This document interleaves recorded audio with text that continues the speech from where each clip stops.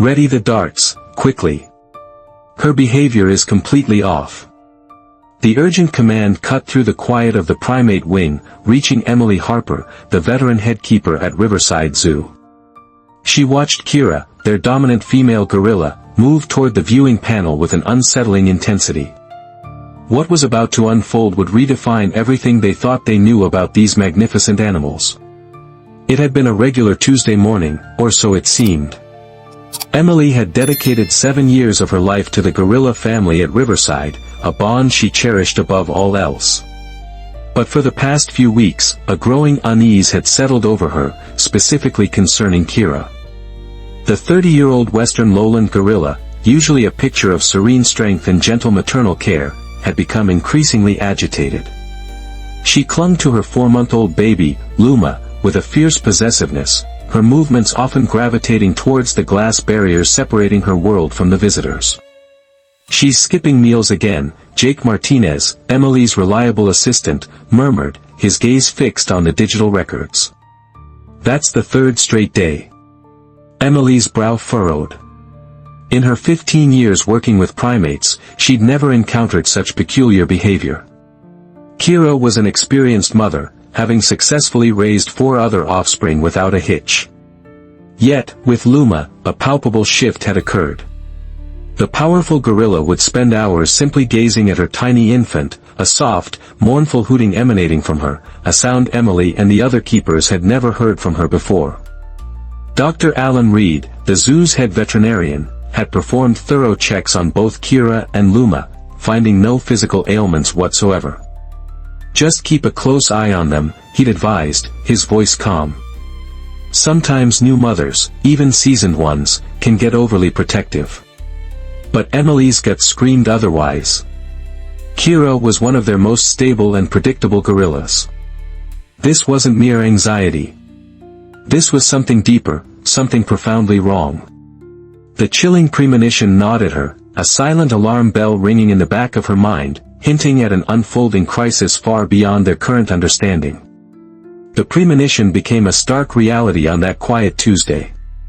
Among the sparse handful of visitors was Mrs. Eleanor Vance, a kindly retired kindergarten teacher who frequented the zoo almost daily. The keepers affectionately nicknamed her Gorilla Grandma because of her consistent presence and gentle demeanor. Mrs. Vance stood at her usual viewing spot, her gaze fixed on Kira, a worried expression clouding her face. "Emily," she called softly, her voice filled with concern, "something's genuinely off with her today. Just look at the way she's holding the baby." Emily moved closer to the glass, her heart sinking with each step. Kira was approaching the observation panel with an unmistakable purpose, but the way she cradled Luma was agonizingly different. Instead of holding the infant securely against her chest, a universal gesture of maternal protection, she was extending Luma slightly, almost pushing her forward. Emily's breath hitched. "Oh my God," she whispered, her hand instinctively reaching for her radio. "Get Dr. Reed down here. Now." Kira pressed her massive frame against the reinforced glass, her intelligent eyes locked onto Mrs. Vance. What Emily saw reflected in Kira's gaze wasn't anger or aggression. It was raw, unadulterated desperation. Kira placed one enormous, calloused hand flat against the glass, directly in front of Mrs. Vance's face. Then, in a movement that would later be replayed countless times on news channels worldwide, she slowly, deliberately, lifted Luma to the glass, her dark fingers gently pushing the baby's tiny form forward. It was a gesture that left everyone who witnessed it utterly speechless. She was trying to hand her baby to a human. "Nobody move." Emily's voice was a shaky command, barely a whisper. Kira let out a soft, mournful hoot, pushing Luma even closer to the glass. The intention was undeniable, heartbreakingly clear. She was trying to entrust her fragile baby to Mrs. Vance. Dr. Reed burst into the primate section just as Kira began making distressed, guttural sounds, her body trembling. "We need to get in there, immediately," he exclaimed, his face etched with alarm. "Something is seriously wrong." But before any of them could react, before they could even formulate a plan, Kira suddenly pulled Luma back to her chest. With an agonizing whimper, she retreated to the furthest corner of the habitat, hunching over her infant, her powerful shoulders shaking with what sounded like painful, heart-wrenching sobs. "Clear the area," Emily ordered, her voice trembling with emotion. As security personnel quickly but calmly guided the bewildered visitors away, Mrs. Vance remained rooted to her spot, tears streaming down her wrinkled face.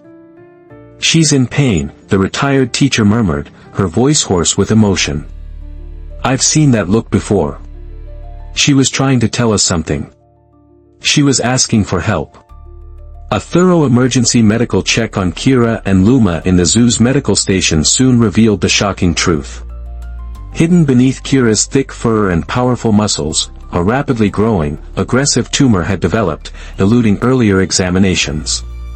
Her profound maternal instinct, a primal force deeper than any human could fully comprehend, had driven her to do the unthinkable, try to entrust her precious infant to the humans she'd seen caring for other animals, hoping they could somehow save her baby from her impending fate. This devastating discovery ignited a chain of events that would shatter everything the zoo staff believed about guerrilla intelligence and, more ominously, expose a darker, deeply disturbing side of the zoo's operations. As Emily watched the medical team prepare to sedate Kira for further tests, a chilling realization washed over her. This wasn't the end, it was just the beginning. The real story, one of corruption, shocking cover-ups, and unexpected heroes, was about to unravel. "Get me the records for all our medical supplies over the past year, Jake. Every single invoice, every usage log. And I mean everything." Emily's voice was tight with suspicion as she spoke to her assistant. A chilling premonition, far stronger than the one she'd felt earlier, was taking root. Something wasn't just not adding up, it felt fundamentally wrong. Jake, quick and efficient, returned moments later, a stack of binders in his arms. Emily's hands trembled slightly as she spread the voluminous medical supply records across her desk in the headkeeper's office. 3 months of meticulously logged data painted a deeply troubling and undeniably sinister pattern. Someone, methodically and with alarming precision, had been falsifying the inventory of their most critical animal medicines. This can't be right, Emily," Jake stammered, his eyes scanning the columns of figures. "According to these records, we've supposedly been using twice the normal amount of tranquilizers and sedatives, but only half our usual painkillers and anti-inflammatories." He looked up, his face a mask of disbelief. Just then, Dr. Reed appeared in the doorway, his usually composed face grim, a stark contrast to his earlier calm. "Emily, Jake. Kira's blood work just came back. The results, they don't make any sense." "What do you mean, don't make sense?" Emily demanded, her heart hammering against her ribs. "Her system shows traces of highly experimental drugs," Dr. Reed explained, his voice low and strained. "Specific immune-suppressing compounds. Drugs we don't even keep here, let alone use on any of our animals. Someone has been secretly medicating her without any authorization. That's why she's been acting so strangely, and why that tumor grew so rapidly and aggressively. Someone has been intentionally weakening her immune system." A cold dread seeped into Emily's bones. But who would do that? And why? Jake whispered, the horror evident in his voice. Before anyone could offer a theory, Emily's phone buzzed. It was an email from Marcus Graves, the zoo's newly appointed research director.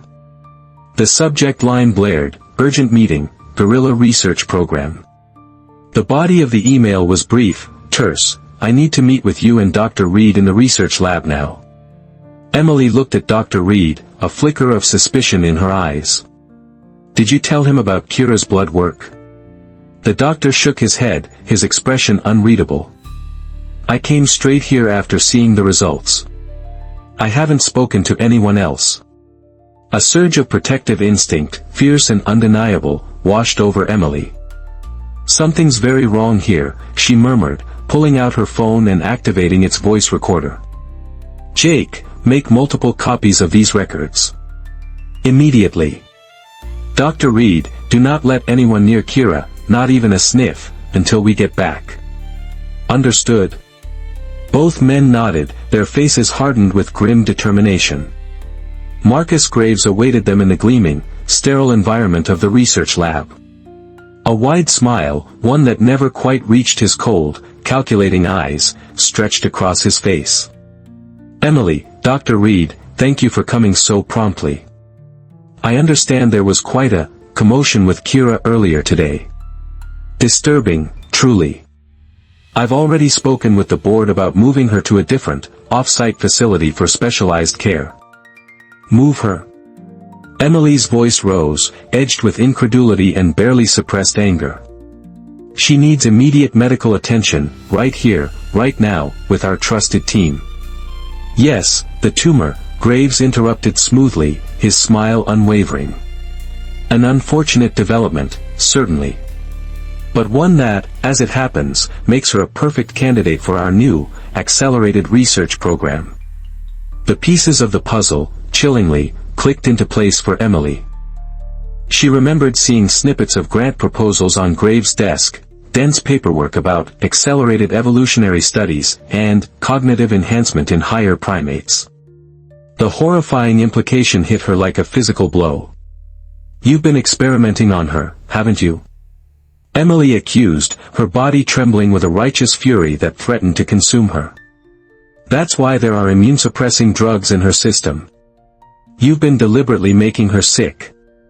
Graves' smile vanished, replaced by a cold, hard stare.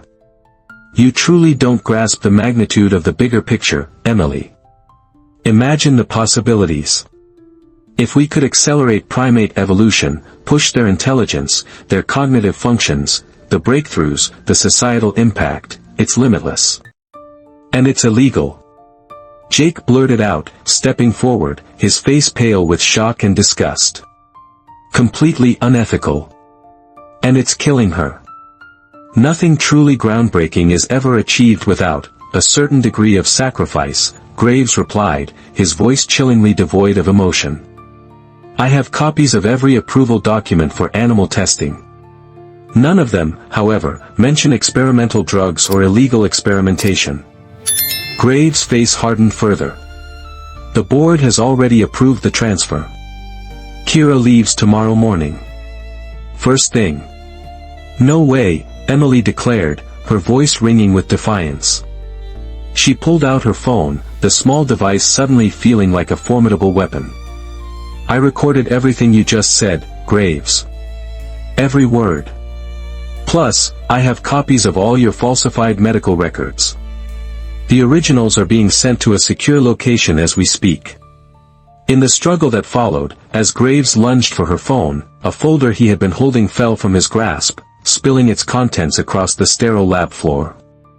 Dozens of glossy photographs scattered, showing other gorillas at various zoos across the country, all with the exact same unnerving, rapidly growing tumors. "You've been doing this at other zoos," Emily whispered, her voice choked with pure horror. Her gaze flickered from the photos to Graves' unyielding face. "How many animals, Graves? How many innocent, endangered animals have you killed for your research?" The question hung heavy in the air, unanswered, as a sudden disturbance from outside interrupted their standoff. "Sorry for the interruption. Before we continue with the story, I kindly ask you to like the video and subscribe to this channel. It is very important for us. Thank you very much." The interruption was jarring, a cacophony of flashing emergency lights visible through the lab's high windows, coupled with the distant, frantic blare of sirens. They seemed to be concentrated near the gorilla enclosure. Emily's heart stopped cold in her chest. A chilling realization, like a shard of ice, pierced through her. "What did you do to her, Graves?" she demanded, her voice raw with a sudden, agonizing fear. Marcus Graves smiled then, a truly malevolent grin that peeled back his veneer of professionalism, revealing the monstrous intent beneath. "Insurance, Emily. Can't have evidence walking around, can we? By morning, there'll be no trace of any experiments. Just a tragic accident.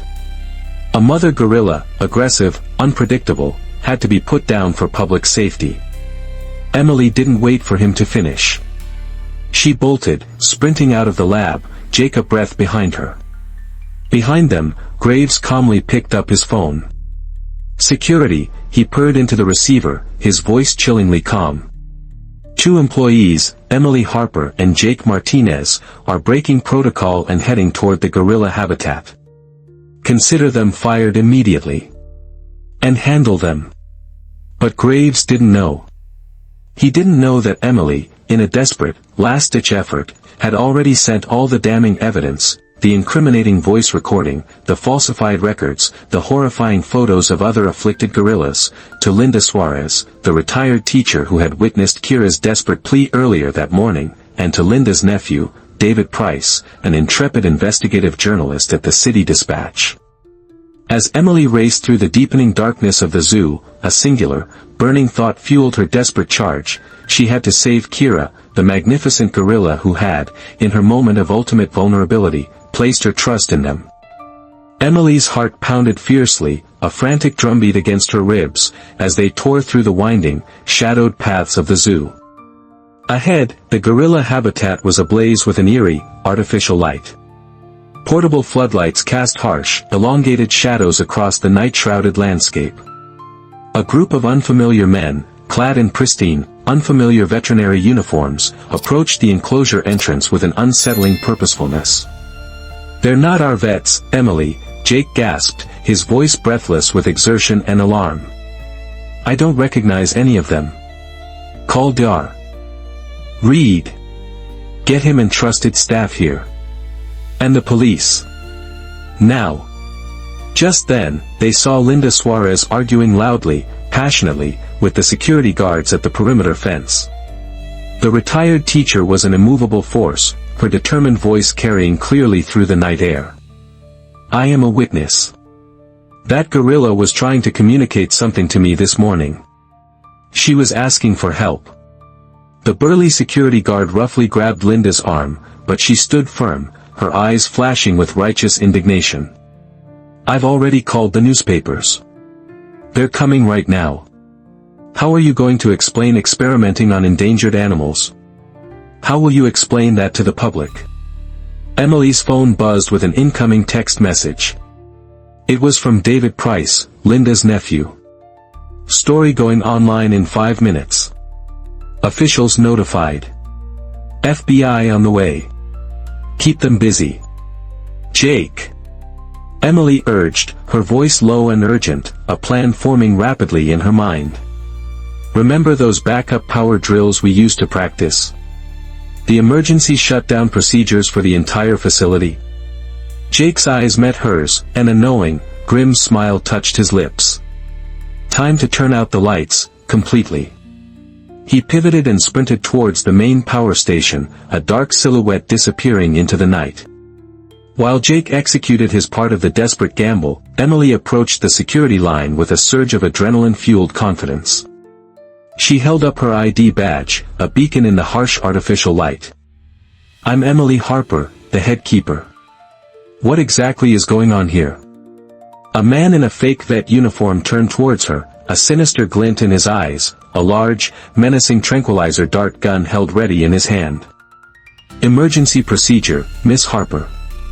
The female gorilla has become extremely aggressive. Orders from." The entire Riverside Zoo suddenly plunged into total darkness. The floodlights winked out, plunging the scene into an inky blackness that was instantly punctuated by confused shouts, the scramble of running footsteps, and then, piercing through the chaos, Kira's distinctive, enraged warning call. The mother gorilla sensed serious danger. Emily, intimately familiar with every inch of her domain, navigated the sudden darkness with confident precision. She slipped past confused and disoriented strangers, her hand outstretched, finding the familiar latch of the keeper's secured door to the habitat. Her key card still worked, Graves hadn't had the chance to disable it yet. Inside, Kira was breathing heavily, raggedly. The massive gorilla huddled protectively in the far corner of the habitat, clutching Luma tightly to her chest, whimpering. "It's okay, girl," Emily whispered soothingly, her voice a lifeline in the oppressive darkness. "I'm here. I'm here to help you." A powerful flashlight beam suddenly cut through the gloom, momentarily blinding her. Emily froze, her heart leaping into her throat. But it wasn't one of Graves' thugs. It was Dr. Reed, his face etched with concern, accompanied by 2 uniformed police officers. "Hands up. Seattle Police. Nobody move." More lights flared as emergency vehicles, their sirens now wailing closer, arrived outside. Emily could just make out Linda Suarez, outside the main gate, talking animatedly, passionately, to a cluster of eager reporters, their cameras flashing. "They've been experimenting on these endangered animals," Linda cried, her voice carrying across the night. "I have absolute proof." Marcus Graves burst into the gorilla habitat, his face twisted with pure fury, his elegant facade shattered. "This is a zoo emergency.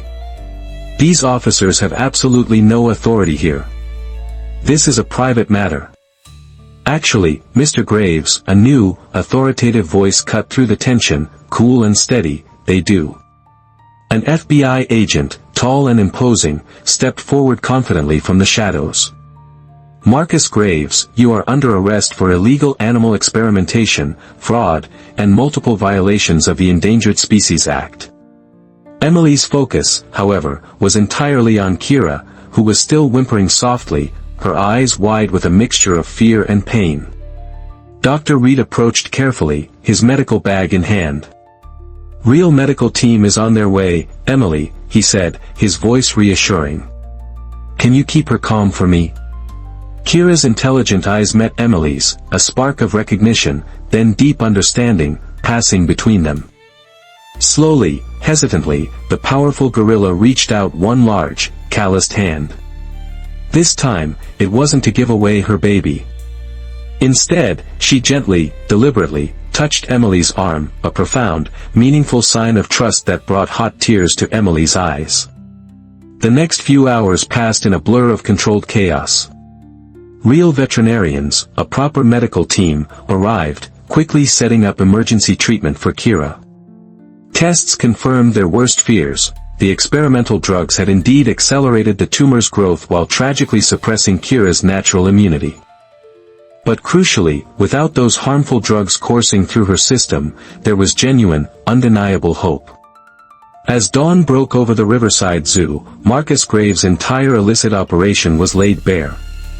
Investigators swiftly uncovered that Graves had partnered with a shadowy pharmaceutical company, using endangered animals at multiple zoos across the country as unwitting test subjects in their horrifying, unethical experiments.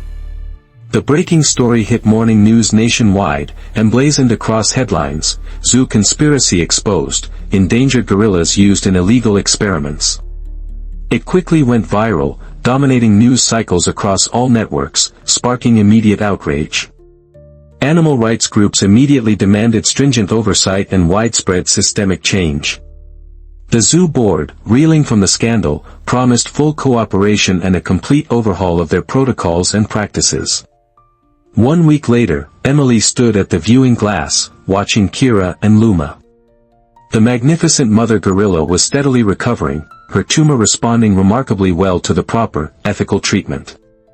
The pharmaceutical company executives involved, now facing serious criminal charges alongside Graves, were already feeling the heat. "She knew all along, didn't she?" Linda Suarez said softly, standing beside Emily, her voice filled with awe. That morning, when she offered her baby, she knew she was sick. She was desperately asking for help the only way she possibly could. Emily nodded thoughtfully, a lump forming in her throat as she recalled Kira's desperate, pleading expression that day. "Gorillas are far smarter than most people realize, Linda," Emily murmured.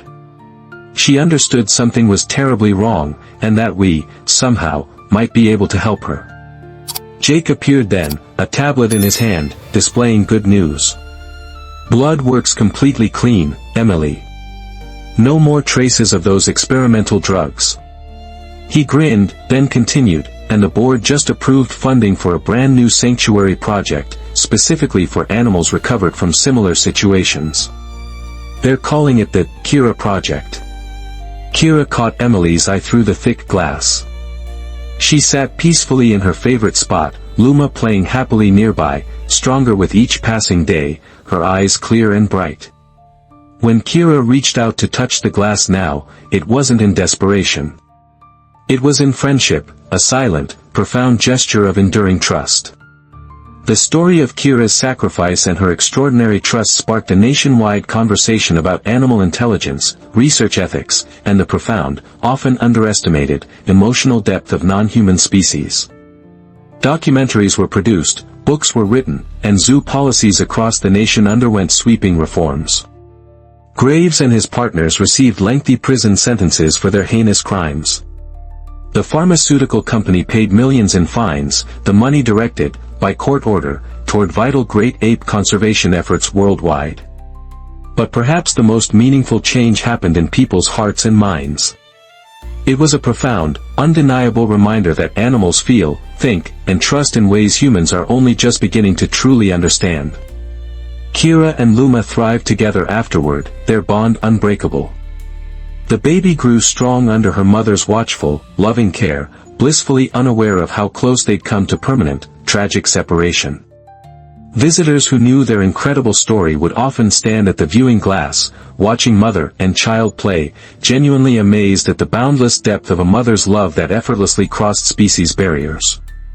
Emily kept the security footage from that critical morning, the moment when Kira, in her desperation, tried to hand Luma to Linda. Watching it reminded her daily how a mother's purest instinct and raw, primal love exposed corporate wrongdoing and changed people's perspectives forever. It showed that the deepest truths, the most profound forms of wisdom, often come not from complex human intellect, but from a mother's pure, unyielding, instinctive love. In the end, Kira's story proved that a mother's love knows no bounds, transcending species and demonstrating the powerful bonds that can form across any enclosure walls. What would you have done in her position? Share your thoughts in the comments below. Has someone ever underestimated you because of how you looked, only to be proven spectacularly wrong? We'd love to hear your stories of respect earned the hard way. If this gorilla mother's courage and profound trust inspired you, don't forget to hit that like button and subscribe for more stories of everyday heroes, both human and animal, standing their ground. Because respect isn't just given, it's earned, sometimes in the most unexpected ways.